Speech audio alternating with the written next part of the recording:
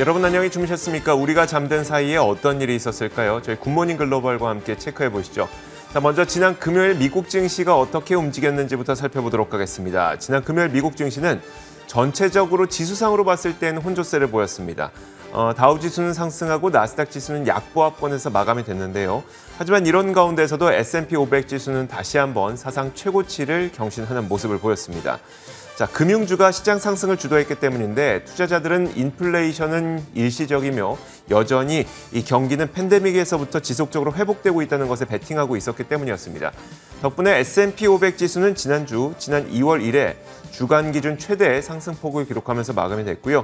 실제 섹터별로 보더라도 지난 금요일에 금융주가 가장 많이 올랐습니다. 금융 섹터가 1.2% 올라서 가장 높은 상승률을 기록했고 주간 기준으로 보더라도 금융 섹터가 4.8% 올라서 에너지 sek터 다음으로 많이 상승한 섹터에 이름을 올렸습니다. 지난주도 투자자들은 여전히 극명하게 경기 회복에 베팅했다는 점을 확인할 수가 있었고요. 또 지난 금요일에 이런 지표가 있었습니다. 미국 연준의 정책 결정의 주요 판단 기준이 되는 지표죠. PCE 지표가 3.4% 올라서 1992년 이래 29년 만에 최대폭으로 상승한 것이라고 밝혔는데요. 연준의 목표치가 2% 상승이기 때문에 상당히 높은 물가 상승률입니다. 불과 얼마 전까지만 하더라도 이 정도 수치가 나왔다면 시장에서는 큰 충격을 받을 수도 있었겠지만 이날 시장은 충격을 받지 않았습니다. 그 이유는 개인 소비 지출이 늘지 않았기 때문이었었는데 사람들이 생각하는 것보다 돈을 많이 쓰고 있지 않다는 것이었습니다. 다시 말하자면 인플레이션에 대한 우려가 다소 감소했다고 볼 수가 있는 것이죠. 자, 오히려 반대로 연준이 23개 미국 금융기관들에 대해서 연례 스트레스 테스트를 진행을 했었는데요. 그 결과 미국 금융산업은 훨씬 더 심각한 침체에도 버틸 수 있을 정도로 건실하다는 결론을 내리면서 금융주들의 주가는 오히려 동반 강세를 기록했습니다. 자사주 매입과 배당을 늘릴 수 있다는 그런 기대감이 작용했기 때문이었습니다. 자, 이런 재료들 덕분에 미국 시장은 지수상으로는 혼조세를 보였지만 금융주를 비롯한 경기 민감주들의 강세를 보이면서 S&P 500 지수가 사상 최고치를 기록했습니다. 자, 몇 가지 특징적이었던 기업들도 살펴보도록 하겠습니다. 첫 번째로 나이키인데요. 자, 나이키의 실적이 발표됐습니다. 주당 순이익이 0.93달러를 기록해서 시장 예상치보다 2배 이상 서프라이즈한 실적을 기록했고요. 자, 매출도 예상을 상회했습니다. 자, 여기에다 온라인 판매가 41%나 급등한 덕분에 이 주가도 15% 상승한 채 마감이 될 수 있었습니다. 또 이번 실적 발표 자리에서는 나이키가 중국의 브랜드다, 그리고 중국을 위한 브랜드다라는 발언이 있었는데 최근 중국에서 벌어지고 있는 이 나이키에 대한 불매 운동을 좀 인식한 그런 발언으로 분석이 되고 있습니다. 자, 버진 갤럭틱은 미국 연방항공청으로부터 이 라이선스를 획득했다는 소식이 있었죠. 이 덕분에 39%나 주가가 폭등했습니다. 잠시 후 애프터마켓에서 더 자세한 내용은 짚어드리도록 하겠습니다. 자, 넷플릭스인데요. 넷플릭스는 크레딧 스위스에서 넷플릭스에 대한 투자 의견을 중립에서 매수로 상향 조정했습니다. 오리지널 콘텐츠 시장의 지배력을 계속 유지할 수 있을 것이라고 평가를 내린 건데 덕분에 1.7% 올랐습니다. 이 내용 역시 애프터마켓을 통해서 짚어드리도록 하겠습니다. 자, 페덱스도 실적을 발표했는데요. 주당 순이익이 5.01달러를 기록했습니다. 시장 예상치 상단이 4.99달러였기 때문에 시장 예상치 상단에 부합하는 실적을 내놨지만 하락했습니다. 그 이유는 CEO가 이날 실적 컨퍼런스를 통해서 일할 사람이 부족해서 배송 지연을 해결하기 위해 자본 지출이 22%나 늘어날 것으로 전망을 했습니다. 이 때문에 주가는 오히려 3.6%나 하락한 채 마감이 됐습니다. 자, 이어서 상품 선물 시장의 움직임도 확인해 보도록 하겠습니다. 자, 상품 선물 시장 먼저 국제 유가부터 보도록 할 텐데요. WTI 가격이 지난 금요일에 0.9% 올랐습니다. 자, 수요 성장에 대한 기대감 때문에 5주 연속 상승세를 기록했는데 또 여기에다가 오펙 플러스 국가들도 감산을 축소할 예정이지만 조심스럽게 할 것이라는 전망이 나오면서 유가의 상승세를 이끌었습니다. 금값도 보도록 하겠습니다. 자, 금값은 0.3%가량 올랐습니다. 지난 금요일에 발표됐던 미국 개인 소비 지출이 시장 예상보다 둔화된 것으로 나타났고 시장에서 걱정했던 것보다 사람들이 돈을 많이 쓰고 있지 않다는 것 때문에 인플레 우려가 줄어들었고요. 덕분에 테이퍼링에 대한 우려도 완화됐고 이것이 금값의 상승을 이끌었습니다. 0.3%가량 오르면서 1781.8달러를 기록한 채 마감이 됐습니다. 자, 오늘은 또 특별한 순서가 준비가 되어 있습니다. 지난번에 저희가 한 차례 소개를 해드렸었는데 유튜버이자 이 글로벌 미국 금융시장에 대한 굉장히 뚜렷한 이 좋은 그 인사이트를 보여주고 있는 인물이죠.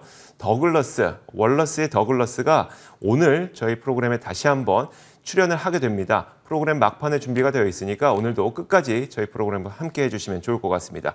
자, 시장 전반적인 움직임 살펴봤으니까요. 이에 대한 분석 애프터마켓을 통해서 내려보도록 하겠습니다.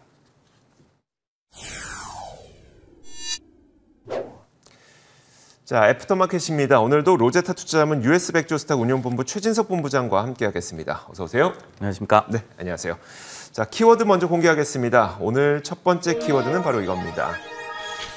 인플레 여전히 각본대로라는 키워드를 설정을 해주셨는데 어떤 내용일까요? 네, 이제 지난주 금요일에 5월 PC 가격 지수가 YY 기준으로 3.9% 상승으로 나타났죠. 네. 그리고 이제 근원 PC 가격 지수 같은 경우에도 3.4% 상승으로 나타나면서 지난 1992년 이후에 30년 만에 최대의 인플레이션을 보여주는 그런 지표가 나왔습니다. 그럼에도 불구하고 미국 증시는 신고가를 기록하는 등 훈풍을 탔죠. 이와 관련해서 CNBC에서는 인플레이션이 여전히 각본대로 가고 있다라고 시장이 걱정하지 않은 이유에 대해서 설명을 했습니다. 무디스 애널리틱스에서 이렇게 분석을 했어요. 지난 금요일의 지표는 완전한 스트라이크였다. 즉, 꼭 알맞는 그런 지표가 나왔다라고 얘기를 했고요. 그러면서 리오프닝 또는 이 수요 공급의 불균형으로 인한 고인플레이션이 일시적으로 나타났다라는 그런 주장을 뒷받침하는 지표였다라고 해석을 했습니다. 그리고 이제 커먼웰스라는 기관에서도 연준의 주장을 좀 뒷받침하는 지표였다라고 해석을 하면서 인플레이션 공포가 이제 완화되면서 주식 등의 위험 자산에 대한 우호적인 투자 심리를 지지할 것이다라고 해석을 했습니다. 자, 인플레이션 발생이 일시적이었다. 다시 말하자면 이제 곧 물가는 안정화될 것이다. 이 시나리오는 상당히 우리한테 긍정적일 것 같긴 한데 만약에 이게 좀 반대 상황이라면 어떤 일이 발생하게 될까요? 네, 저희도 이제 뭐 미리 반대 상황이 만약에 일어났을 때 뭐 매크로적인 측면 그리고 시장적인 측면에서 어떤 충격이 정말로 발생할 것이냐 이 부분에 대해서 먼저 좀 생각을 할 필요도 있을 것 같습니다. 연준도 사실은 이제 생각보다는 인플레이션이 오래 그리고 강하게 이어지고 있다는 점 인정을 하고 있죠. 그리고 일부 좀 매파적인 기조를 나타내고 있는 연준 위원들 같은 경우에도 같은 이유로 좀 조기 금리 인상을 주장하고 있는 그런 상황입니다. 여기에 더해서 이제 실제로 뱅크 오브 아메리카 같은 그런 기관에서는 현재 대비해서는 물론 물가 상승세가 둔화하더라도 이 오랫동안 인플레이션이 지속될 것이다라는 분석을 최근에 또 내놓기도 했었습니다. 그러면서 향후 2에서 4년간 물가 상승률이 2에서 4% 정도를 계속해서 기록할 수도 있을 것이다라고 경고를 하고 있고요. 그렇기 때문에 이제 어떤 일이 일어날 것이냐 좀 시나리오별로 생각을 해볼 필요가 있을 것 같은데요. 가장 먼저 이제 경제 성장이 좀 둔화하는 거를 저희가 미리 생각을 해봐야 될 것 같습니다. 뭐 당연한 얘기가 되겠지만은 기업 입장에서는 인건비 그리고 이 원재료비 등이 좀 상승하는 그런 부담을 갖게 되는 그런 측면이 있겠고 그리고 이제 가계 측면에서도 물가가 이제 임금보다도 더욱더 빠르게 만약에 오른다라고 한다면은 특히 소비가 좀 둔화되는 부분을 좀 우려를 할 필요가 있을 것 같습니다. 그리고 이제 두 번째로 이 부분도 좀 중요한데요. 조 바이든 행정부가 막대한 재정 부양을 좀 쏟아붓고 있는 그 근거 중에 하나가 저물가가 이제 지속될 것이다. 그러면서 시중금리 그리고 이 자금 조달 금리도 낮게 유지가 될 것이다라는 점을 좀 근거로 삼고 있습니다. 옐런 장관 같은 경우에도 이 때문에 정부의 재정 부담이 과중하지는 않다라고 여러 차례 얘기한 바가 있었고요. 그렇기 때문에 이렇게 인플레이션이 이어지고 또 금리도 상승하는 환경이 이어진다라고 한다면은 이 행정부 측면에서도 좀 부채 부담이 가중될 수 있다라고 월가의 일부 전문가들이 지적을 하고 있습니다. 여기에 이제 한 가지 정도 더해서 뭐 투자 아이디어 관련한 또 의견을 좀 소개를 해드리자면요. 수요 공급의 불균형에 따른 인플레이션이 아니라 임금 인플레이션이 결국은 재화와 서비스 인플레이션을 다시 한번 불러일으킬 것이다. 이런 지적이 좀 있는 상황이죠. 이와 관련해서 야디니 리서치 같은 경우에는 그렇기 때문에 생산성을 좀 향상하고 있는 기업, 그러니까 인건비 부담을 상쇄할 수 있는 기업에 투자하라라고 또 조언하기도 했습니다. 지금까지의 인플레이션 지표를 봤을 때는 일시적이라는 시나리오가 좀 잘 맞아떨어지고 있는 것 같은데 연준도 연준도 생각했던 것보다 약간은 좀 길어지고 있다라고 우려한 만큼 우리도 어쩌면 모를 발생할 수 있는 이 인플레이션에 대한 우려감을 또 갖고 있긴 해야 될 것 같네요. 네, 맞습니다. 알겠습니다. 자, 이렇게 첫 번째 키워드 살펴봤습니다. 이어서 두 번째 키워드 보도록 하겠습니다. 자, 두 번째 키워드는 바로 최초의 우주여행은 버진 갤럭틱이 될 것인가? 라는 키워드를 꼽아봤는데요. 사실 다들 이 블루 오리진의 제프 베조스가 7월 20일에 첫 번째 상용 우주 관광을 시작할 예정이라는 사실은 다 알고 있습니다. 하지만 그보다 약 2주 정도 앞선 7월 4일 주말에 버진 갤럭틱이 먼저 우주여행을 할 수도 있다는 가능성이 제기되고도 있어서요. 사실 그 소식 덕분에 버진 갤럭틱의 주가가 지난 금요일에 크게 뛰어오른 측면도 분명 존재합니다. 그 내용을 살펴보자면 일단 지난 금요일 버진 갤럭틱이 미국 연방항공청으로부터 스페이스크래프트 운용 라이선스를 획득했다는 사실은 다 알려졌죠. 일단 라이선스를 획득했기 때문에 라이선스가 없었을 때에는 조종사들만 탑승을 할 수 있었는데 이번에 이걸 획득함으로써 남은 세 차례의 이 시범 발사에서는 민간 탑승객을 태우는 것도 가능해집니다. 자, 이렇게 되면 새로운 가능성이 열리게 되는데 바로 제프 베조스의 블루 오리진보다 버진 갤럭틱의 리처드 브랜슨 회장이 더 먼저 우주로 떠날 수도 있다는 것입니다. 제프 베조스는 블루 오리진의 뉴 셰퍼드를 타고 7월 20일에 떠날 예정이었었는데 최근 일부 보도나 아니면 블로그를 통해서 버진 갤럭틱의 리처드 브랜슨 회장이 블루 오리진보다 약 2주 정도 앞선 7월 4일에 시험 발사체에 탑승하는 것을 고려하고 있다고 전해지고 있거든요. 물론 버진 갤럭틱은 공식적으로는 날짜를 발표한 적도 없고 우리는 리처드 브랜슨 회장의 탑승 여부도 공식적으로 밝힌 적 없다 이렇게 얘기하고 있긴 하지만 이번 라이선스 획득으로 인해서 리처드 브랜슨 회장이 우주선 탑승이 가능해졌다는 점이 이런 기대감을 좀 높이고 있습니다. 누가 먼저 우주 여행을 떠날지 제프 베조스가 될지 리처드 브랜슨 회장이 될지 관심이 높아지고 있는데 하지만 어쨌든 이와 별개로 아크인베스트의 캐시 우드는 버진 갤럭틱 전량을 덜어낸 바 있고 또 스펙 합병을 상장시켰던 소셜캐피탈 차마스 공동대표도 이 버진 갤럭틱 주식을 전량 매도한 바 있기 때문에 투자의 입장에서는 상당히 좀 고민이 되기도 하거든요. 일단 본부장님, 이번 라이선스 획득과 관련해서 월가에서의 시각은 어떤지도 궁금하고요. 최근 들어서 이렇게 꽤 많이 변화가 되고 있기 때문에 버진 갤럭틱에 대한 전반적인 의견도 궁금하네요. 지난 금요일 정규장에서 38% 주가가 급등을 했죠. 근데 장 마감 이후에 시간에서도 약 한 5% 정도 추가로 상승을 했습니다. 물론 이런 부분들이 꼭 맞아떨어지는 건 아니지만은 장 마감 이후에도 매수세가 굉장히 이어졌다라는 측면은 추가 상승에 대한 기대감이 아직까지 좀 남아있다. 38% 상승으로 끝날 그런 호재는 아니다라고 시장에서는 일단 해석을 하는 것 같고요. 이 분명히 개미들 사이에서는 열기가 굉장히 많이 올라오고 있는 것 같습니다. 퀴버 애널리틱스라는 기관에 따르면요, 이 월스트리트 배츠, 이 레딧 커뮤니티 상에서의 이 언급이 400%나 증가를 했다라고 하고요. 그리고 스탁 트윗의 그런 언급 역시도 역대 최대 수준으로 지금 멘션이 급증하고 있는 그런 상황이라고 합니다. 다만 주요 IB들, 그러니까 월가 주요 기관들의 투자 심리가 많이 풀렸다고 보기는 좀 힘들 것 같은데요. 예를 들어서 골드만삭스에서 이번 FAA의 이 승인 소식 이후에 버진 갤럭틱에 대한 목표 주가를 18달러에서 20달러로 상향 조정을 하기는 했습니다. 하지만은 중립 의견을 유지를 했고요. 목표 주가 같은 경우에도 고작이라는 표현을 좀 쓰기는 좀 그렇지만은 2달러밖에 안 올렸어요. 그래서 지금 주가 대비해서는 엄청난 다운사이드를 여전히 좀 점치고 있거든요. 그렇기 때문에 물론 골드만삭스가 처음으로 반응을 나타낸 IB이긴 하지만은 그리고 앞으로 좀 투자 의견 변화를 지켜봐야 되기는 하겠지만은 아직까지는 좀 경계심도 좀 많이 남아 있는 것 같습니다. 그러니까 기관 투자가들의 뚜렷한 움직임은 나타나지 있지 않지만 개인들의 뜨거운 열풍이 좀 불고 있다. 이 정도로 봐야 되겠네요. 네, 근데 시장의 최근의 분위기가 개미들의 그런 성향, 취향 이런 거를 또 무시할 수 없는 그런 상황이기 네. 때문에 이런 부분들이 실제로 주요 IB들의 마음을 바꿀 만큼의 또 모멘텀으로 해석될지도 한번 관심 있게 지켜볼 수 있을 것 같습니다. 알겠습니다. 자, 이어서 세 번째 키워드도 공개하겠습니다. 세 번째 키워드는 바로 이겁니다. 자, 넷플릭스의 그림이 보이고요. 아직은 콘텐츠 왕관을 쓴 자라면서 넷플릭스의 그림이 있기 때문에 여전히 넷플릭스가 시장 지배력이 있다라고 보는 그 의견이 나왔나 보네요.